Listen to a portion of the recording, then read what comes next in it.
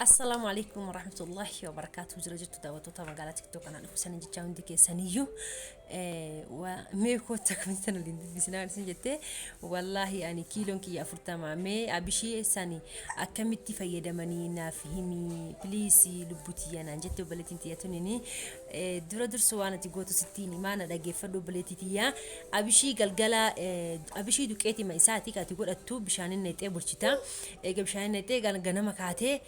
bishaan san irraa naqxee diqisho gubbaa isaa lullaatee hadhaawaa akkan ittiin hadhuufneef gubbaa isaa irra lullaatee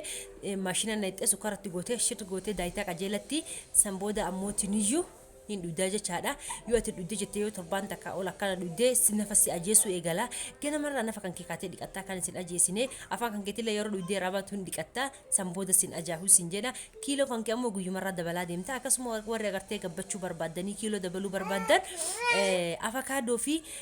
muuzii habbaa takkaatti dara aanan duqeetii itti godha walit daraati daakaa galgala dhugaa sanin jedha abishii ganama dhugaa isa galgala dhugaa sanin jedha san booda ammoo borci isanii baasaa waan deemu borci illee ispoortii dalagaa isanin jedha warri jiimii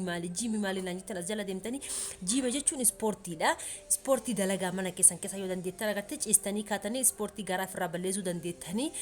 akkasuma ammallee agartee warroota agartee qal'achuu barbaadan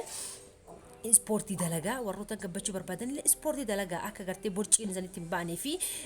akka agartee qaama keessan maraa wal qixxaatee bareeduu fi jechaadha yoo agartee dabba calaa barbaadan akka dabbaan calaan isaanii baatu yoo harma barbaadan illee akkasuma akka harmi calaan isaanii dhaabbatu godha isaniin jedha obboleeyyantii qaqqaaliin